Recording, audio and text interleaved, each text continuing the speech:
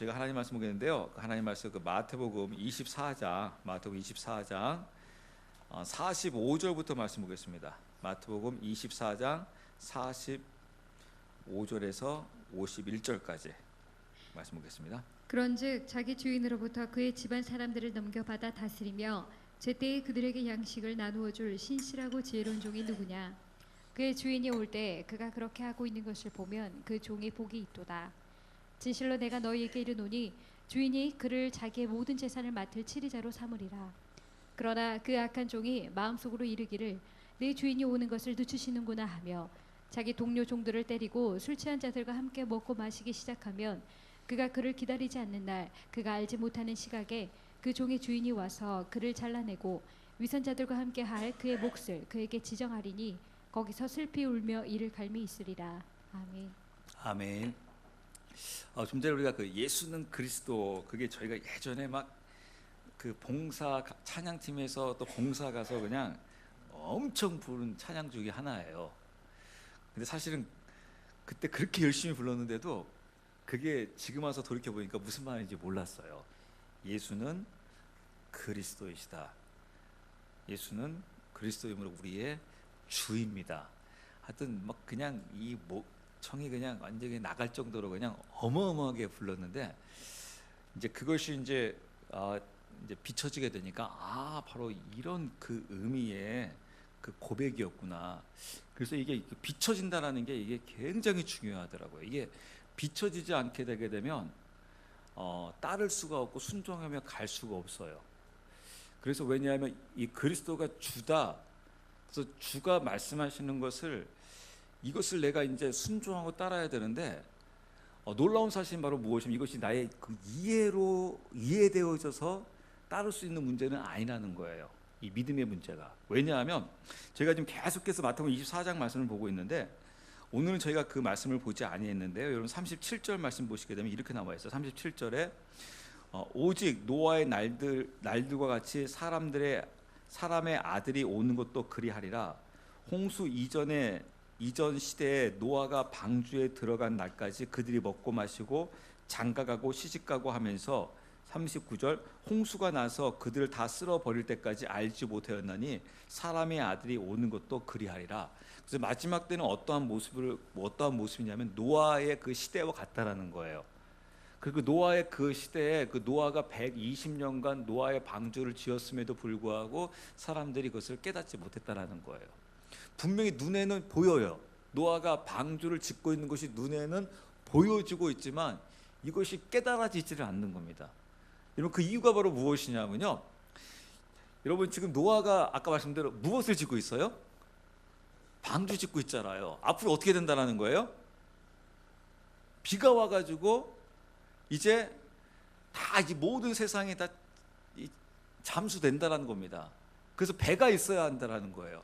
근데 여러분 놀라운 것은 바로 무엇이냐면 노아도 그렇고 사람들도 그렇고 그 당시까지 여러분 하나님이 노아야 내가 비 내릴 거다, 비가 와서 홍수 날 거다 하면 비에 대해서 알아야 되잖아요. 여러분 이 당신이 비에 대해서 모릅니다, 여러분. 왜냐면 비를 한 번도 경험해 본 적이 없어요.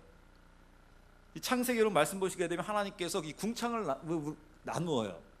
그러면서 위에 물을 나누어 버립니다. 그래가지고 이 지금 노아 시대까지는 한 번도 이 땅에 비가 내려 본 적이 없어요. 비가 내려 본 적이 없는데 비가 내린다라는 거예요. 그럼 도대체 비가 뭐냐? 우리 지금 같으면 비가 온다 그러면 우리 비를 우린 경험해봤기 때문에 비가 뭔지를 알아요. 그런데 한 번도 경험해보지 않은 사람한테는 비가 뭐야 도대체, 왜 하늘에서 비가 내려가지고 이 세상이 다 이 물로 잠식된다고 그래, 그래서 방주가 필요하다고 해. 그러니까 인간의 머리로는 도저히 이해가 할 수 없는 측면이죠. 이해가 안 되는 거예요. 알 수가 없는 거예요. 그럼 여러분 노아도 이걸 알겠느냐? 노아도 봐야지 알 수가 있죠. 한 번이라도 경험을 해봐야지 알 수 있는 건데 노아도 경험을 해보지를 못했어요. 그런데 중요한 건 바로 뭐예요? 노아에게 주가 하나님이시기 때문에 하나님께서 비 내린다라는 거예요. 그러니까 한 번도 비를 경험해보지 못했지만 하늘에서 비가 내린대. 그리고 배가 있어야 한대. 방주를 만들래. 그래서 노아는 하나님이 주기 때문에 그 하나님의 뜻에 그대로 순종하면서 나가고 있는 겁니다. 그래서 하나님께서 그 노아를 일컬어서 뭐라고 하면 그 노아가 당대 의인이라고 하는 거예요. 그 의인이 바로 무엇이냐면, 의인은 바로 그 하나님께 순종하는 자를 이야기하는 거죠. 하나님이 주인 자. 그러니까 지금 우리가 쉽게 표현한다고 하게 되면 하나님을 믿는 자를 이야기하는 거예요. 하나님 믿는다는 것이 바로 무엇입니까? 하나님이 주이기 때문에 하나님 말씀을 내가 그대로 받아들이는 거예요. 100%. 즉 이해가 되건 안 되건. 지금 노아에게는 이 비라는 것 자체가 이해가 되지를 않아요. 근데 그것이 이제 하나님이 주인 것을 믿고 나가게 되니까 이것이 이제 비춰지는 거예요. 그러니까 비는 한 번도 경험해 보지 못했지만 비춰진다는 건 바로 무엇이냐면 비가 내린다라는 거예요. 왜냐하면 누가 말씀하셨기 때문에, 주가 말씀하셨기 때문에 비가 내린다라는 거예요. 그래서 나는 뭐 한다라는 거예요? 고로 나는 방주를 짓는다라는 거예요. 근데 이것을 왜 이 시대가 노아의 시대와 같다라고 한 이유는 바로 무엇이냐면, 우리는 여러분 역사를 통해서 우리는 어디까지 경험했냐면 예수님의 십자가와 부활까지 경험을 했어요. 근데 우리는 한 번도 재림을 경험해 보지 못했어요. 왜? 재림은 이 땅에 아직까지 한 번도 아직 임하지를 않았기 때문에 재림이라는 것 자체를 우리는 몰라요. 그런데 이제 그 아까 말씀 부활하신 그리스도가 나의 이제 신랑이요 나의 주로 고백하며 믿고 있는 자는 이제 무엇이 비춰지기 시작하냐면 주님이 오신다라는 거예요. 확실하게 오신다라는 거예요. 단순히 성경적인 지식으로 올 거야, 그냥 막연히 올 거야, 그것이 아니라 반드시 오신다. 그리고 그 오시는 그 주님을 위해서 성경에서 이야기하고 있는 것처럼 내가 깨어 있어야 되는 거구나. 즉 신랑 맞이할 준비를 하고 있어야 되는 것이구나. 이것이 이제 깨달아지고 비춰지기 시작하는 거죠. 그래서 노아처럼 비춰지기 시작한 자는 세상 사람들 눈에 보이기에는 완전히 이상한 사람들이에요. 왜냐하면 예수님이 재림하신다라고, 곧 오신다고, 임박해졌다고, 말이 되느냐. 도대체 재림이 뭔데? 근데 그것처럼 사람들은 모든 시선이 다 세상 쪽에 관심을 갖느냐고 그 준비를 하지 못하고 있다는 겁니다. 그러면 여러분, 그가 바로 나중에 이제 그 45절부터 나오게 되는데, 그가 바로 어리석은 종이에요. 나중에 여러분 달란트 비유가 나오게 되면 그 한 달란트 받은 자들을 나중에 이 주인이 책망을 합니다. 뭐라고 책망하냐면 악하고 게으른 종이라고 책망해요. 그리고 그를 내어 쫓아버립니다. 그럼 여기서 거기서 잘하는 게 바로 무엇이냐면, 세 달란트와 두 달란트 받은 자가 왜 그들이 지혜로운 종이냐, 충성된 종이라고 주님께서 왜 칭찬하시느냐, 그들은 주인이 하라는 대로 그대로 했기 때문에 그래요. 그들이 장사해서 5달란트와 2달란트를 남겼다, 그게 중요한 게 아니에요. 주인이 하라는 것을 한 거예요. 지금 5달란트와 2달란트 받은 자는요. 근데 한 달란트 받은 자도 이 사람이 게으른 게 아니에요. 열심히 이 사람도 살았어요. 근데 그는 그 달란트를 어떻게 했습니까? 땅에 묻었다라는 거예요. 땅에 묻었다라는 것은 주인의 것을 묻어버렸다라는 거예요. 그리고 나의 삶을 살았다라는 거예요. 내가 주인으로 살았다는 겁니다. 그러니까 주인을 인정하면서 살아가고 있느냐, 아니면 내가 주인으로서 살아가고 있느냐. 그때 주님께서 말씀하시는 것은 네가 주인으로 살아간 자, 그는 악한 자라는 겁니다. 악한 자. 왜냐하면 주가 있음에도 불구하고, 왕이 있는데도 불구하고 그 왕이신 주를 인정하지 않고 있으니까요. 그러나 주를 왕으로 믿고 인정하고 따라가는 자는 어떠한 삶을 살아가게 됩니까? 이제 그 왕의 뜻에 전적으로 순종하며 따라가게 되는 거죠. 그 제가 오전에도 여러분 말씀드린 대로, 그러면 왕이 누구에게 이야기합니까? 왕은 자기의 신하에게 이야기한다. 그러니까 똑같은 개념입니다. 왕은 신하에게 이야기한다. 주인은 종에게 이야기한다. 그 다음에 신랑은 신부에게 이야기한다. 그러면 이제 그 하나님의 그 음성을, 여러분 그 영 안에, 내 영 안에 하나님이 임재해 계시잖아요. 그럼 내 영 안에서 그 하나님과 이제 나의 무엇이 이루어집니까? 만남이 이루어지는 거예요. 그를 일컬어서 여러분 바로 뭐냐면 그가 바로 영이 깨어 있다라고 이야기하는 거예요. 그의 영이 깊다라고 이야기하는 겁니다. 이게 바로 여러분 영성이에요. 영성은 단순히 그냥 내가 뭔가 능력을 행한다, 뭔가 막 하는 게 아니라 내 안에 그 하나님의 그 임재함을 이제 깨닫고 그 하나님의 그 임재함이 이제 나에게 비추기 시작하는 거예요. 그 비춰지기 시작하게 되면 이제 내 그 의지가, 내 혼이 이제 그 영의 힘을 받아가지고 이제 육을 제압해 나가기 시작해요. 이끌어가기 시작해요. 그러면 이제 나의 이제 여러분 어떻습니까? 나의 영혼 육이 하나님 안에서 거룩한 자의 모습으로 삶을 살아가게 되는 것이죠. 이게 여러분 그리스도 안에서 날마다 이루어져야 돼요. 저희가 지금 하고자 하는 게 바로 이 시스템인 거예요. 우리가 지금 옆에 이렇게 그림 그려놓고 우리가 그리스도 안에서 성전의 시스템이라는 것은 바로 무엇이냐면 이 성전이 날마다 이게 계속해서 움직여야 돼요. 그 움직인다는 건 바로 무엇이냐면 사도 바울이 잘 알려주고 있어요. 사도 바울이 매일마다 고백하는 게 있었어요. 무엇입니까? 나는 날마다 죽노라라고 고백을 해 나가요. 그건 바로 무엇이냐면 우리 안에 어떤 그 외부적인 것들이 침투에 들어오기 시작하게 되면 내 몸이 어떻게 해야 됩니까? 내 몸이 움직여야 돼요. 예를 들어서 제가 이 몸으로 건강으로 이야기한다고 하게 되면 우리 몸에 수도 없이 안 좋은 바이러스들이 내 몸에 침투를 합니다. 그러면 내 몸 안에서 이제 무엇이 가동되어야 됩니까? 내 안에 면역력 체제가 가동이 되어져야 돼요. 그래야지 그 안 좋은 그 세균으로부터 승리하면서 건강한 삶을 살아갈 수 있는 것을 볼 수가 있습니다. 그런데 안 좋은 균이 내 몸에 들어왔음에도 불구하고 가동하지 못하면 어떻게 되는 겁니까? 죽게 되는 거예요. 제가 며칠 전에 이런 말을 들었어요. 우리가 간 이식이나 그 이식 수술하는 거 있지 않습니까? 이식 수술하면 나중에 반드시 죽는답니다. 그게 기간이 뭐 10년, 15년 이렇게 정도 된대요. 근데 나중에는 반드시 죽게 된대요. 왜냐하면 10년, 15년 살았음에도 불구하고 내 몸이 계속해서 그 이식한 거를 공격하기 시작한답니다. 외부의 것이 들어왔다라는 거예요. 이건 내 게 아니라는 거예요. 내 게 아니면 바로 공격이 들어간다고 합니다.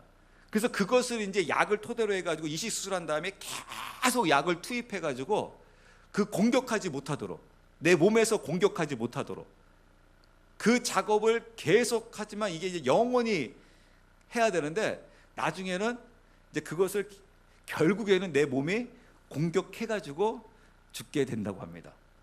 그 참 하나님께서 놀랍게 인간을 창조하여 주셨죠.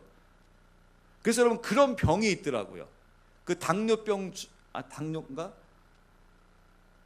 무슨 그 소아 당뇨인가요? 정확히 제가 모르겠는데 제가 요번에 그 목사님들 여행 가면서 들었는데 어느 목사님 아들이 그 소아 당뇨 하여튼 뭔가 좀 걸렸는데 그것이 외부에서 침투한 것으로 간주해가지고 계속 공격이 들어온대요. 그래서 그것을 막기 위해서 이제 그 서울대에 무슨 전문 소아과 병원이 있다 하더라고요. 거기를 지금 다니면서 그 약을 지금 계속해서 평생 복용해야 한다. 왜냐하면 이게 불치병이다. 아직까지 치료가 불가능하다. 그래서 왜 그러냐 했더니 자기 몸임에도 불구하고 그것을 자기 몸이 몸으로 인식하지 않기 때문에 그럴 경우에는 바로 이제 그 공격이 들어오기 때문에 그것을 막기 위해서 그 약을 지금 계속해서 먹고 있다라고 이제 그 이야기를 하는 것을 제가 이제 이렇게 그 들은 적이 있습니다. 그것처럼 내 몸 안에서 이게 빨리빨리 움직여야 합니다. 왜냐하면 계속해서 그 외부에서 우리에게 이런 그 죄들이 또 우리 육신은 계속해서 우리 영을 대적해 나가기 때문에 어떻게든지 파괴시키려고 공격해 들어오고 있는 것을 볼 수가 있어요. 그랬을 때 그 건강한 교회, 건강한 성전이라는 게 바로 무엇이겠습니까? 이게 막 가동이 되어져 가지고 들어오면 바로 제깍제깍 이것을 차단하고 없앨 수 있도록. 제가 어제 이제 그것이 알고 싶다라는 TV 프로를 보면서 저는 목회자로서 얼마나 가슴이 아팠는지 몰라요. 저희 캄보디아에 있는 한 그 목회자에 대해서 이제 그 기자들이 계속해서 그것을 추적해 나가다가 나중에는 그 목회자뿐만 아니라 주변에 있는 그 목회자들의 그 안 좋은 점들이 막 이렇게 의혹들이 막 밝혀지는데, 이제 목사로서 너무너무 부끄러울 정도로, 창피할 정도로 참 그 안타까운 그 상황들을 보게 되었습니다. 이제 그러면 제가 느꼈던 건 바로 그거예요.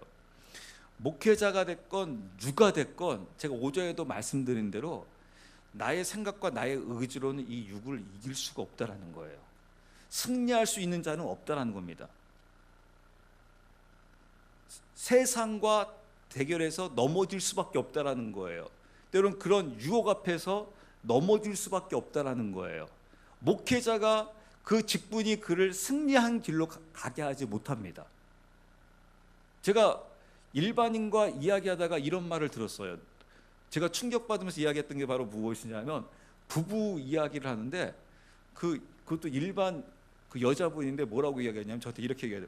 목사님, 사람이요 음식을 먹어도 어떻게 한 가지만 음식을 먹을 수가 있어요? 그러면 지겹잖아요. 음식을 먹는데 이것도 먹고 저것도 먹고 저것도 먹어야죠. 근데 그걸 부부의 비유를 하는 거예요. 아니 부부인데 이 음식이 어떻게 그냥 오늘은 고기 먹고 싶어서 고기 먹고 오늘 이거 먹고 저거 먹고 저거 먹고, 그게 다 그러는 거 아니에요? 그게 인간사 아니에요? 그래도 부부는 그러면 안 되죠 하면 제가 이제 그 부분에 대해서 이야기하는데, 이 일반인이 이런 것들을 너무 쉽게 이야기를 하는 거예요. 목사님, 지금 남자들이 여자들이 그런 게 어디 있어요? 하면서 오히려 의아하다는 식으로 해가지고 그걸 음식에 비유하는 것을 보면서 다 그러지는 않겠죠.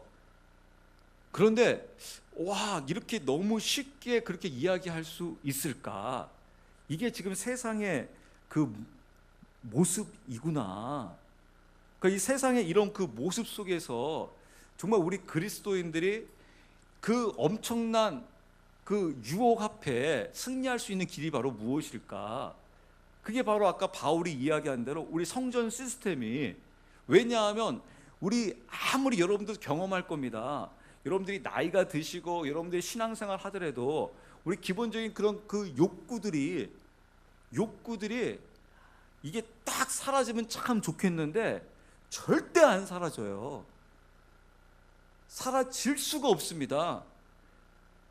우리 풍성한 교인들은 안 그렇겠지만은 여러분들 아무리 나이가 드셔도 멋있고 젊은 남자 보게 되면 가슴 뛰어요. 요양원에서 가슴이 뛴대요. 제가 요번에 많은 요양사들의 이야기를 들어봤거든요. 가슴이 뛴대요. 가슴이 뛴대요. 그래서 막 문제가 막 생긴대요. 그리고 멋있는 요양사가 있고 멋있는 상담사가 있게 되게 되면 그 사람만 막 지목해서 오라고 한대요. 저는 남자들만 그런 줄 알았어요. 남자들은 숟가락 들을 힘만 있어도 관심 갖는다고 하지 않습니까? 근데 남자뿐만 아니라 여자 다 마찬가지예요. 그래서 때로 이런 말도 합니다. 드라마 너무 좋아하지 마시라고. 남자들하고 여자하고 드라마 보시면서 다른 거를 보고 있으면 안 된다고요. 근데 그런 마음이 든단한 겁니다. 그러니까 이게 어쩔 수 없는 거예요. 그래서 때로는 고민하는 거죠. 와, 내가 신앙생활을 이렇게 오래 하는데, 내가 이런 직분을 갖고 있는데 왜 나에게 이런 욕구들이 올라올까? 라고 하였을 경우 그것을 갖고 이제 우리가 갈등하고 고민할 수밖에 없는 거죠. 근데 그걸 이길 수 있는 힘이 바로 무엇이냐면, 제가 말씀드린 대로 이제는 여러분의 내 결단과 내 힘으로 이기자, 이제 그런 차원의 믿음 생활하지 말자라는 거예요. 그렇게 해서는 넘어진다는 겁니다. 이제는 내가 이 성전 시스템, 하나님이 지성소로 들어올 수 있는 그 하나님께서 말씀하신 방법으로 그 지성소에 들어가고 있는 자, 그래서 그 영의 그 인도함을 받고 있는 자, 그 영의 인도함, 즉 빛이 비춰져야지만 승리의 길을 갈 수 있다는 사실을 제가 깨닫게 되었어요. 이 사실을 깨닫지 못하게 되면 제 설교는 계속 여러분들에게 무엇을 강조하게 되면, 여러분 우리 결단해요. 오늘 우리 결단의 기도를 해요. 그리고 이렇게 하겠습니다라고 하나님 앞에 우리 막 결단하면서 노력하면서 애쓰면서 몸부림칩시다. 그래가지고 하나님의 상급을 받아요. 우리 승리하도록 한번 노력해봐요 라고 하면서 그 부분을 강조했을 거예요. 그런데 말씀을 토대로 해서 이걸로는 도저히 안 되는구나. 인간의 노력으로는 안 되는구나. 내 영 안에서 비춰와야 되는 거구나. 근데 영 안에서 비춰지려고 하게 되면 어떻게 됩니까? 죄가 떠나야지만 비춰지는 거예요. 그걸 사도행전에서 너무나도 자세하게 말씀해 주고 있어요. 사도행전에 여러분 성령이 이제 임하잖아요. 성령이 임하니까 여러분 무슨 일이 막 벌어집니까? 막 그 안에 이제 막 회개가 이루어지고 세례가 이루어지면서 이제 오직 주님만 바라보게 되자 그 안에 강력한 그 성령의 인도함을 받게 되잖아요. 그 제가 여러분 누차 강조하는 대로 그때 그 교회에 죄가 한번 임하잖아요. 누구였습니까? 아나니아와 삽비라. 그러니까 그 죄가 조금 딱 들어오니까 바로 어떤 일이 벌어집니까? 이 성전 이 부분이 확 움직이는 것을 볼 수가 있습니다. 들어오니까 바로 어떻게 됩니까? 죄를 바로 제거해 버리잖아요. 죄를 용납시키지 않지 않습니까? 그 전에 성전이 더러워졌을 때는 아나니와 삽비라 같은 사람들은 그 교회에서 일꾼이었었어요. 아주 멋진 사람들이었었습니다.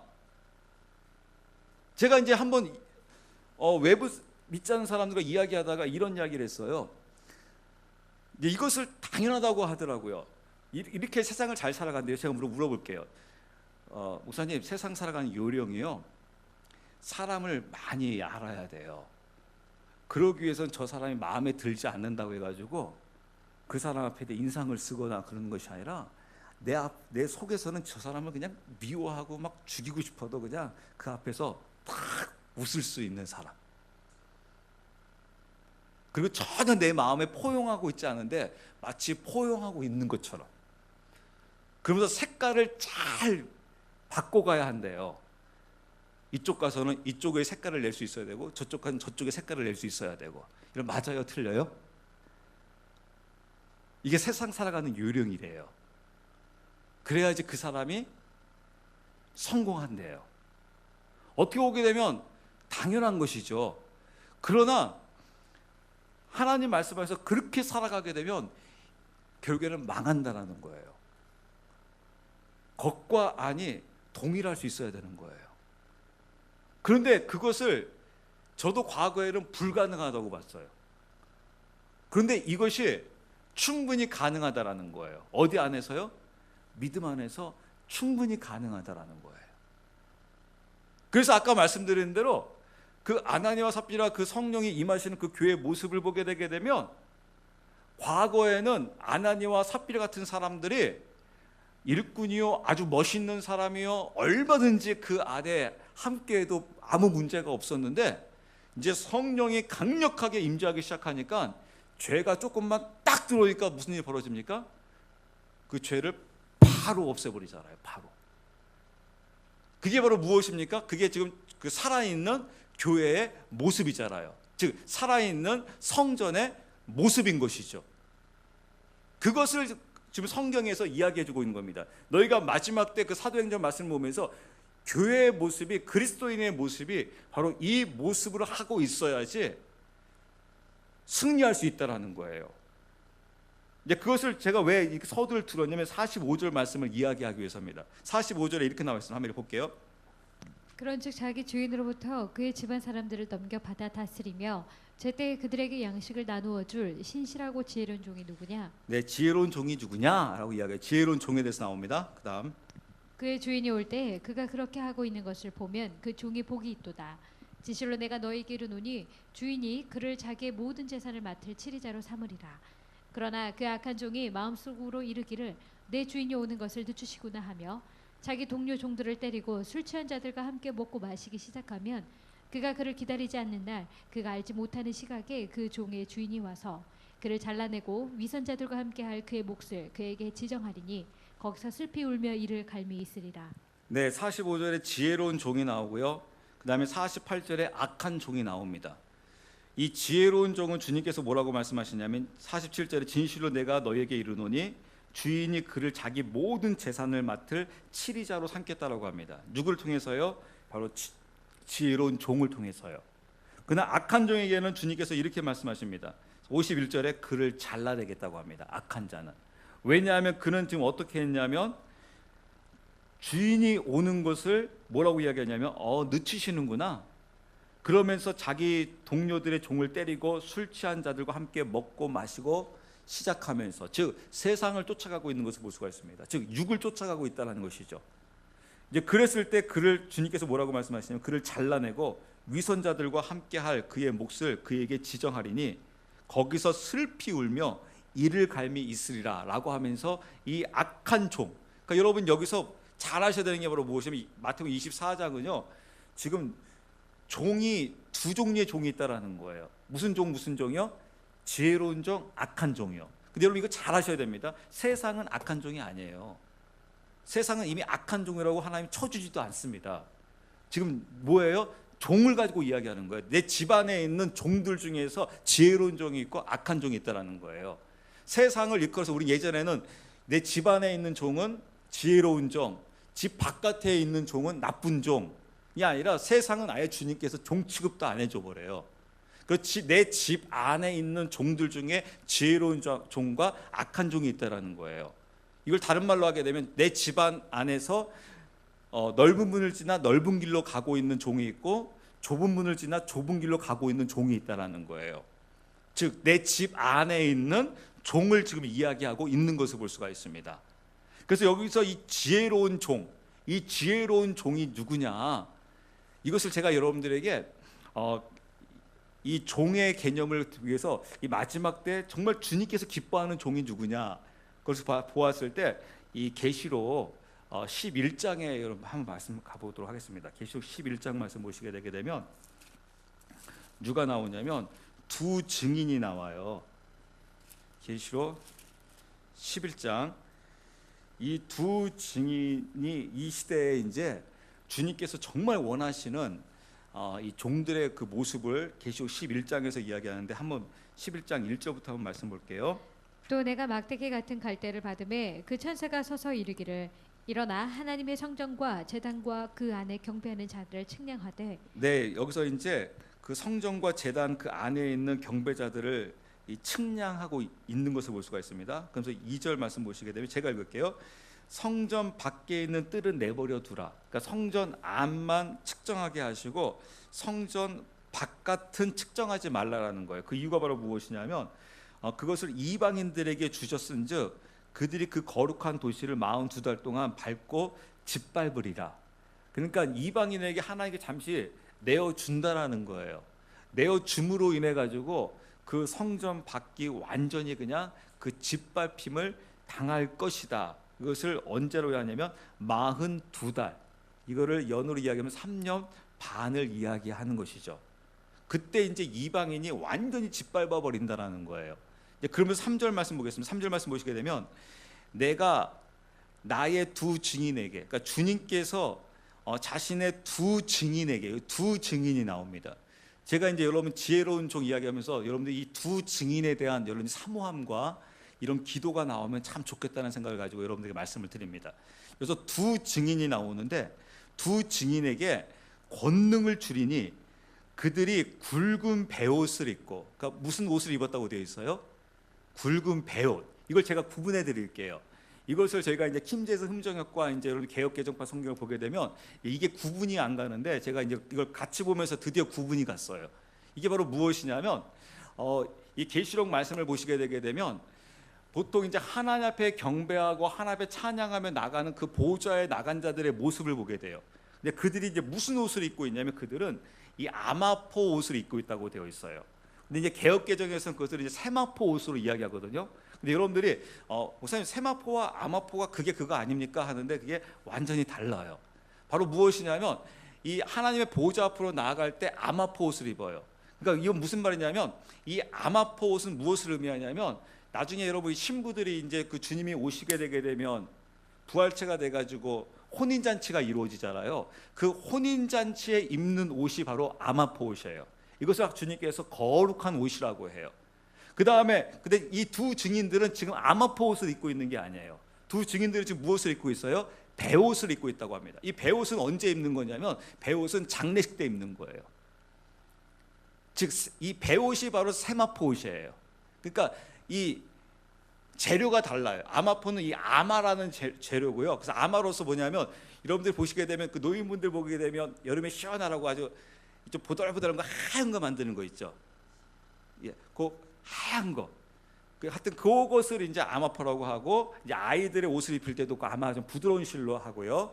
그 다음에 요 배옷은 요 세마포 요 배로 만드는 그 재료입니다. 그래서 이것은 무엇에 언제 입는 건 장례식 때 입는 거예요. 나중에 우리 다니엘서 보게 되면 다니엘이 70년을 깨닫고 이제 슬퍼하며 자기 죄를 뒤집어 쓰고 자기 슬퍼하며 금식을 할 때 무슨 옷을 입냐면 배옷을 입어요.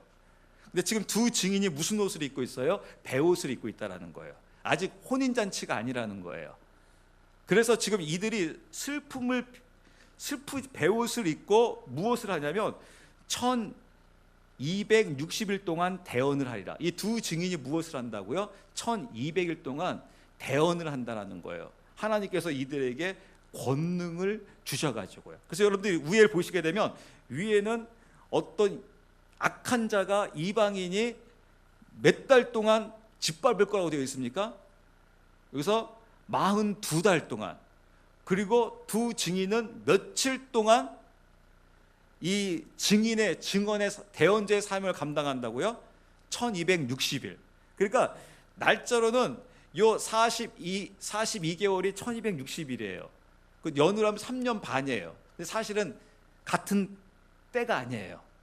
왜 여기서 구분하고 있냐면 이 42달, 즉 1260일부터 여러분 보셔야 돼요. 1260일은 어디를 이야기하냐면 우리가 이 샤밧이라고 해가지고 이제 7년 대환란 말 들어보셨죠? 7년 대환란. 이 7년 대환란은 전 3년 반, 후 3년 반으로 나뉘어져요. 그래서 요 전 3년 반, 전 3년 반 이게 다섯 나팔이 불어질 때를 이야기하는데 요 때가 바로 1260일이에요. 1260일. 그러니까 전 3년 반을 이야기하는 것이 1260일 동안이에요.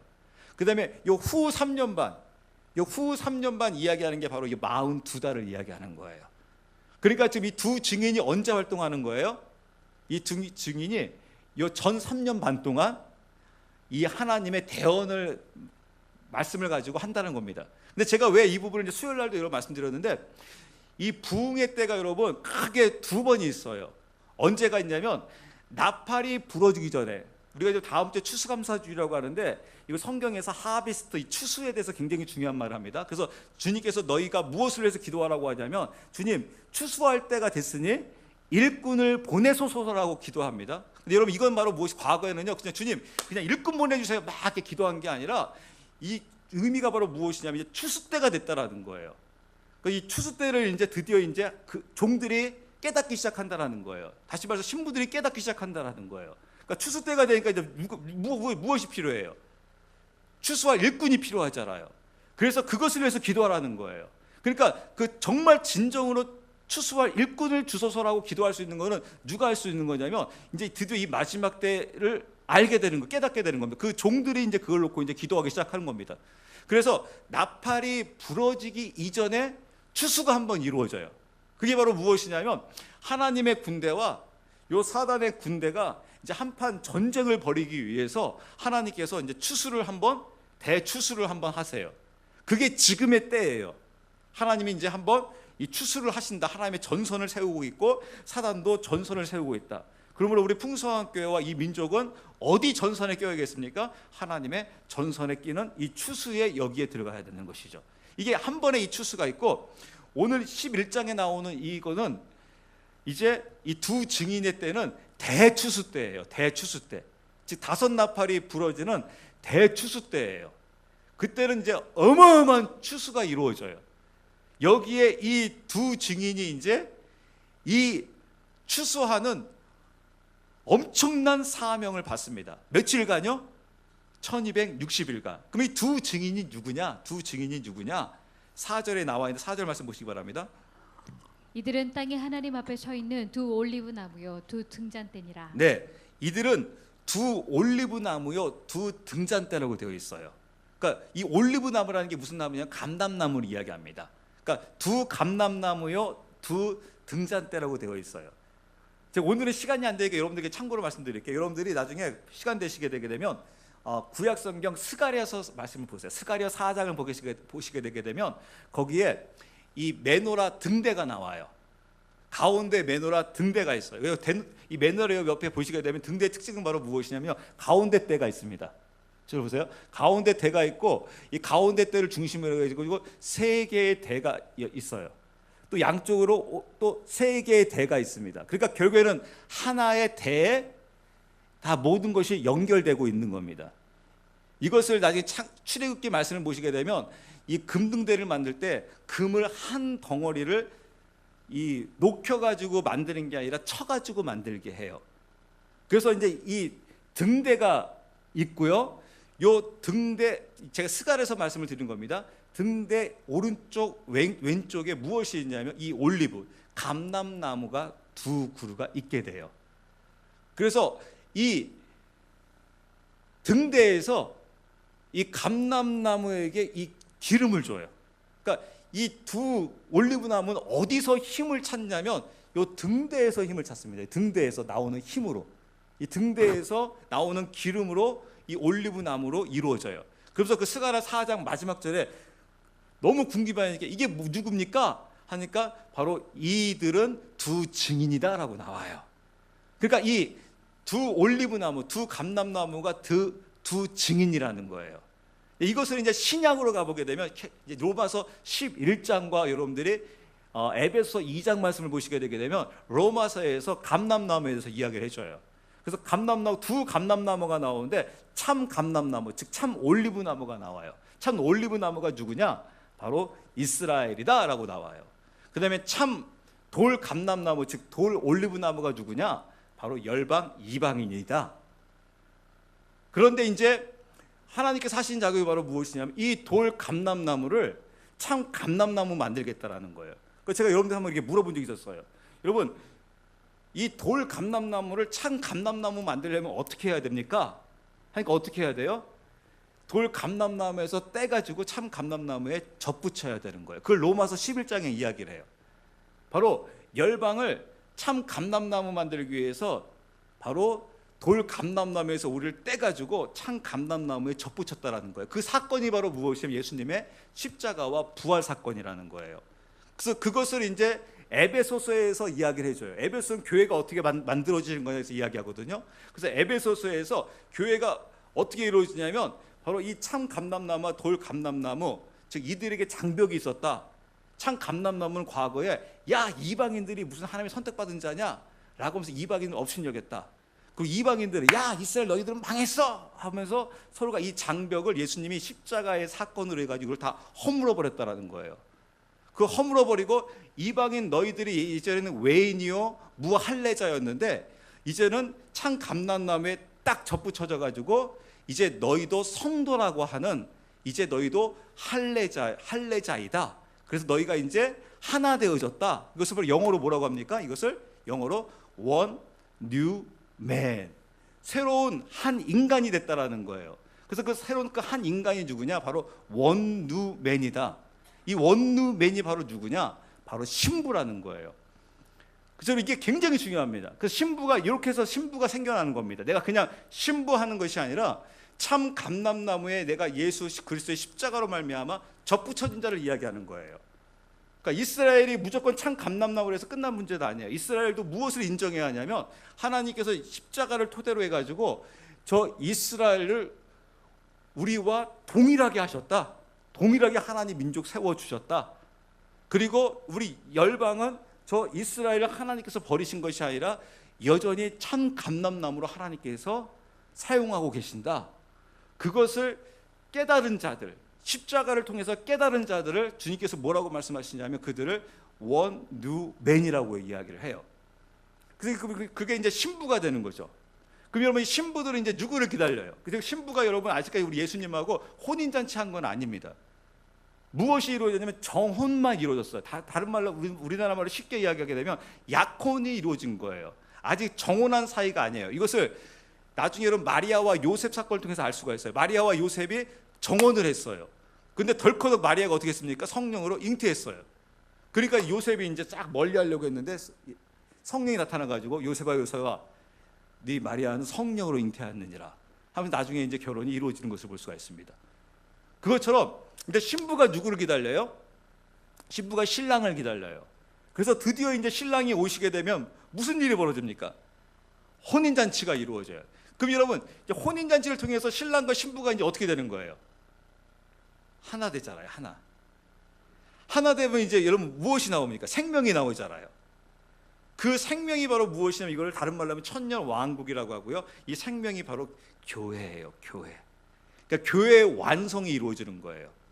그래서 교회가 이제 지금 우리가 비록 이름은 교회라고 하고 있지만 이 교회가 아직 완성이 안 됐어요. 근데 이 완성된 교회가 어디냐?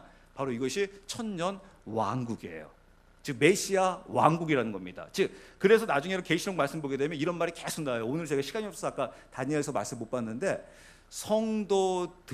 성도들에게 통치권을 주어서 천년간 왕노릇하리라 그런 표현들을 계속해서 말씀하고 그 있는 것을 볼 수가 있습니다. 그래서 이 올리브 나무가 바로 누구냐?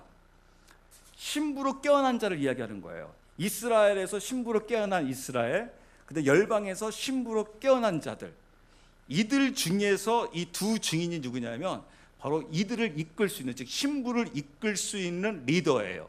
이거를 제가 이제 학자들과 비교해 보게 되면 바로 모세와 같은 엘리야와 같은 종을 이야기하는 겁니다. 그래서 엘리야와 같은 이 종들이 나중에 이제 왜 이들이 나타나냐면 이들이 이제 신부들을 데리고 다섯 나팔이 부러지게 되면 이제 신부들을 모이게 해요. 신부들아 하면서 광야로 가자라고 해요. 그러면 그 두 증인을 따라 가지고 갑니다. 이게 나중에 성경에 다 나와 있어요. 그래서 제가 시간이 없어서 오늘 그걸 보여드리지를 못하는데 왜냐하면 3년 반 동안 신부들을 양육하기 위해서예요.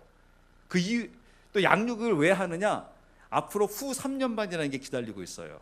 이 후 3년 반에 이제 이 신부들이 이제 이 마지막 짐승이 이제 나타나가지고 적그리스도가 나타나가지고 이제 마지막 발악을 할 때 이때 이제 한번 싸워야 하기 때문에 여기서 승리할 수 있도록 이미 이 신부들을 완벽하게 세팅시켜주기 위해서 3년 반 동안 양육시켜준다는 거예요.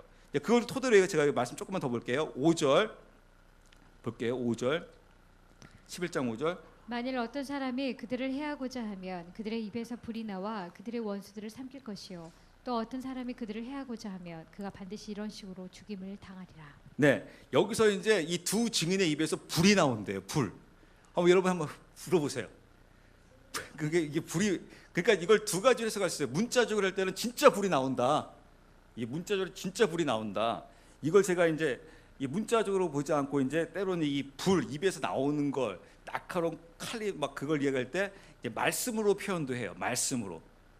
그러니까 진짜 불이 나올 수도 있고 마치 말씀이 불같이 나와가지고 이 두 증인들을 도저히 감당할 수 없는 그런 상황 속으로 가고 있는 것을 볼 수 있습니다. 6절 이들이 하늘을 닫을 권능을 가지고 있으므로 자기들이 대언하는 날들에 비가 내리지 아니하게 하고 또 물들에 대한 권능을 가지고 있으므로 그것들을 피로 변하게 하며 언제든지 자기들이 원하는 때에 모든 재앙으로 땅을 치리로다. 네, 완전히 여러분 두 증인의 모습을 보게 되면요 거의 예수님의 모습과 거의 흡사하다는 걸 알 수가 있습니다. 완전히 예수님처럼 엄청난 권능을 가지고 이 일들을 해 나가요. 제가 왜 이 말씀을 드리면 아까 지혜론적 이야기하면서 여러분들이 이 두 증인에 대한 소망과 꿈을 가지라는 거예요. 주님, 저희 풍수왕교회를 저희를 이 두 증인의 반열에 올리셔가지고 두 증인으로 저를 사용하셔서 이게 바로 뭔가 이게 진짜 능력의 적인 거예요. 그래서 여러분 이제 7절 말씀 보시게 되면 그들이 자기들의 증언을 마칠 때 바닥 없는 구덩이로부터 올라오는 짐승이 그들을 대적하며 전쟁을 일으켜 그들을 이기고 그들을 죽이리니. 이제 많은 분들이 이 7절 말씀 보면서 이제 헷갈려해요. 왜냐하면 이제 이 두 증인이 그냥 막 하나님의 말씀을 전하면서 엄청난 능력을 가지고 신부들을 막 모아요. 막 추수를 하기 시작합니다. 그런데 이제 7절에 뭐라고 되어 있냐면 마지막 때 바닥 없는 구덩이, 이것을 개역개정은 무저갱이라고 합니다. 바닥 없는 구덩이에서 누가 올라와요? 짐승이 올라온다는 거. 이 짐승이 바로 뭐 이게 바로 나중에 작은 뿔이라고 하는 바로 적그리스도를 의미합니다. 그래서 짐승이 그들을 대적하여 전쟁을 일으켜 누가 이길 것 같아요? 사실 여러분 두 증인이 이겨야 되잖아요. 근데 두 증인이 어떻게 되냐면 증인이 져요. 그래가지고 어떻게 되냐면 죽어요. 두 증인이 누구에게요? 이 적그리스도에게 죽어요. 여러분들이 여기서 이제 헷갈리는 거예요. 죽어도 어느 정도 처참하게 죽어버리냐면요. 8절 9절 말씀 한번 볼게요. 그들의 죽은 몸이 그 큰 도시의 거리에 놓이리라. 그 도시는 영적으로 소돔과 이집트라고 하며 그것은 또한 우리 주께서 십자가에 못 박히신 곳이니라. 백성들과 족속들과 언어들과 민족들에서 나온 자들이 그들의 죽은 몸을 사흘 반 동안 구경하며 그들의 죽은 몸을 무덤에 두지 못하게 하리로다. 예, 이 두 증인들이요, 하나님의 능력의 종들이요, 죽어가지고요 길거리에 버려져요. 이 시신도 못 치워요. 그러면서 이 두 증인이 얼마나 많은 능력을 행했는지 무슨 일이 벌어지냐? 10절에 되게 재밌는 일이 벌어져요. 이거 보고 이제 제가 이제 기도하겠는데 10절 말씀 볼까요? 이 두 대언자가 땅에 거하는 자들에게 고통을 주었으므로 땅에 거하는 자들이 그들로 인하여 기뻐하고 즐거워하며 서로 선물을 보내리라 하더라. 네, 두 증인이 죽은 거에 대해서 서로 선물을 주고받아요. 그 정도로 이 두 증인이 위협적이었다라는 거예요. 그럼 아까 여러분 말씀드린 대로 두 증인이 왜 지금 적그리스도에게 죽느냐, 이거를 이제 잘 하셔야 되는데, 여기서 사실 싸움에서 패했다는 건 진짜 패한 게 아니에요. 아까 여기서 굉장히 7절에 뭐라고 되어 있냐면요, 이제 그들의 때가 다 됐음으로예요. 두 증인의 이제 사명의 때가 이제 1260일이 이제 된 거예요. 되니까 이제 임무 완성으로 인해서 이제 드디어 하나님의 뜻에 의해서 죽게 되는 거예요. 하나님의 뜻에 의해서. 그러니까 능력이 부족해서 죽게 되는 게 아니라 하나님의 뜻에 의해서, 하나님 경륜에 의해서 두 증인이 1260일간 하다가 죽게 되어 있어요. 이게 바로 무엇이면 이것을 첫 번째 사망이라고 하는 거예요. 근데 중요한 것은 바로 무엇이냐면 첫 번째 사망은 누구나 있는 거예요. 이 두 증인도 여러분도 다 결국에는 첫 번째 사망, 이게 바로 육신의 사망이에요. 그래서 첫 번째 사망은 반드시 있어요. 계시록 이야기하게 되면. 그런데 계시록의 심판은 바로 무엇이냐면 두 번째 사망에 거하면 너는 큰일 난다는 거예요. 두 번째 사망에 거하지 말라는 거예요. 왜냐하면 지금 하나님께 두 증인을 이제 임무 완수하고 죽게 하시는 이유가 바로 무엇이냐면 첫 번째 사망을 통해서 축복이 이루어지기 위해서요. 그래서 그 다음에 무슨 일이 벌어지냐면 그 말씀을 이제 보시게 되게 되면 이들이 다시 이제 부활을 해요. 두 증인이. 그래서 두 번째 사망에 거하지 않게 됩니다. 그래서 나중에 여러분들도 마찬가지요. 이제 우리가 두 증인으로 사명을 받을 수가 있어요. 그러면 우리가 두 증인으로서 이제 1260일간 이제 능력의 종으로 이제 살아가면서 누구를 이끌게 되냐면 신부들을 이끌게 돼요. 그러니까 둘 중에 하나를 저희 소망합니다. 첫 번째는 바로 무엇이냐면, 주님, 기왕 저희가 쓰임 받을 바에 두 증인으로 쓰임 받게 하여 주시옵소서. 또 여러분들 그렇게 저를 중보기도 해주세요. 기왕 저 최 목사가 마지막에 두 증인으로 1260일 동안 화끈하게 쓰임 받고 화끈하게 길거리에 버려서 죽게 하소서. 그리고 부활체가 되게 하소서. 그게 이제 첫 번째 기도고요. 두 번째로는요, 이제 두 증인이 아니라고 한다면 우리가 두 증인의 이끌림을 받는 신부들이 되게 하소서. 신부들이 되게 하소서. 나중에 이 신부들은 두 증인에 의해서 광야에서 아까 말한 1260일 동안 양육을 받아요. 그리고 이제 후 3년 반이 이제 기다립니다. 이 후 3년 반 때 이제 이 적그리스도와 또 다시 한번 또 신나게 또 싸워요. 이제 적그리스도는 우리한테 계속해서 이제 짐승의 표를 받게 하려고 하고 이 형상 앞에 절하게 하려고 할 거예요. 그때 이제 우리 신부들은 죽이려면 죽여라 하면서 이때 여러분 어떻게 해야 돼요? 이때 죽어야 돼요. 첫 번째 죽음에 임할 때 이때 반드시 죽어야 돼요. 왜냐하면 두 번째 그때 안 죽게 되게 되면 나중에는 어마어마한 심판이 따라와요. 나중엔 대접 심판이 따라오거든요. 그래서 이때 죽을 때 다 죽어야 돼요. 그래서 여러분 나중에 그리스도인들은 죽을 때 잘 죽자예요. 죄송합니다. 여러분들을 자꾸 죽자 죽음으로 인도해가지고. 그런데 나중에 기뻐하실 게 바로 무엇이냐면 그때 주님께서 이제 재림하실 때 이 신부들이 다시 이제 두 증인처럼 부활차가 돼요. 부활차가 돼서 이제 주님의 그 혼인 잔치에 참여하게 되는 겁니다. 그래서 여러분 이게 왜 중요하냐면 이게 예수님의 이 사건이 예수님께서 십자가를 짊어지고 부활하신 게 우리에게 믿음으로도 이루어지지만은 내 몸에 실질적으로도 이루어진다라는 거예요. 예수님께서 여러분 어떻게 했습니까? 말씀 때문에 십자가 앞에 죄 때문에 무슨 일이 벌어졌어요? 육신이 진짜 죽잖아요. 그리고 나중에 그 육신이 진짜 어떻게 했습니까? 부활하잖아요. 그것이 그 사건이 우리 가운데도 지금 이루어지지만은 이것이 이제 앞으로는 이 마지막 때에는 실질적으로 나에게도 이 현상이 나타난다는 겁니다. 그래서 육신이 죽게 되고 십자가의 사건이 이루어지게 되고 예수님이 부활하셨기 때문에 그 신부들은 하나님의 생명책에 기록되어진 데는 다시 어떻게 이루어져요? 다시 부활이 이루어지는 거예요. 그래서 한마디로 말하면요, 예수님도 부활, 우리도 부활, 부활과 부활체가 만나서 이제 뭐 하는 겁니까? 하나 되는 겁니다. 그것을 이제 주님께서 우리에게 말씀하시고 있는 것을 볼 수가 있습니다. 그래서 사실 제가 이거 왜 말씀을 드리냐? 이제 마지막 때가 이 두 증인이 이제 열리고 있어요. 제가 지금 똑똑해서 이것을 지금 풀고 있는 것이 아니라 지금이 이제 마지막 때가 되기 때문에 우리가 지금 보고 있는 하나님의 다니엘서는 봉인시켜 버려요. 그때 너희들이 깨달아도 모른다. 근데 계시록은 요한이 쓰면서 요한아, 이 계시록은 열어놔라. 왜냐하면 이제 마지막에 종들이 이것을 깨닫게 된다, 알게 된다. 그리고 그것을 위해서 강구하며 부르짖으며 기도하게 된다. 그래서 제가 여러분들에게 말씀드렸죠. 하나님은 이미 경륜을 다 정하셨음에도 불구하고 그 때가 되게 되면 이제 종들에게 먼저 하나님의 뜻을 알려주고 그 종들이 그것을 알게 되면 이제 종들이 무엇을 하기 시작한다고요? 그것을 위해서 기도하기 시작한다고요. 그러면 그 종들의 그 기도 응답으로 하나님께서 이제 무엇을 하십니까? 이제 역사를 하시기 시작하는 거예요. 그러면 이제 우리는 이제 그래서 여러분 우리가 신부 두 증인 이것을 자꾸 외치는 게 이제 우리가 자꾸 고백하는 거예요. 주님, 두 증인의 사명 감당하게 해주세요. 그리고 주님, 저희가 이 신부로 깨어나서 이제 그 주님이 오실 때가 되었사오니 주님의 뜻을 그 이루어 주시옵소서. 왜냐하면 주님, 저도 이제 확실히 경험했어요. 이제 그 어느 것으로도 안 되는구나. 하나님의 나라가 이 땅에 임하는 것밖에 이제 소망이 없는 거예요. 그래서 주님께서 우리에게 가르쳐 주잖아요. 하나님의 뜻이 하늘에서 이루어졌잖아요. 십자가와 부활을 통해서 이제 하나님의 무엇이 됐습니까? 하나님 나라가 완벽하게 완성됐다라는 거, 완벽하게 세팅됐다라는 거예요. 이 완벽하게 세팅된 것을 이제 이 땅이 어떻게 되는 겁니까? 이 땅이 완벽하게 이루어질 것을 위해서 너희가 기도하라.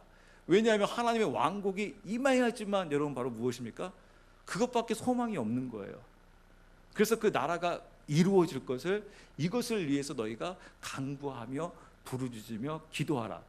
그래서 결국엔 딱 하나로 요약하면 먼저 그의 나라와 의자라요. 그러면 여기가 이제 여러분 그 먼저 그의 나라와 의를 간구할 수 있는, 그러면 우리가 그 하나님의 나라 참여할 수 있는, 참여되어져서 그 주님의 뜻을 그 이루어 가게 되는 것을 볼 수가 있습니다.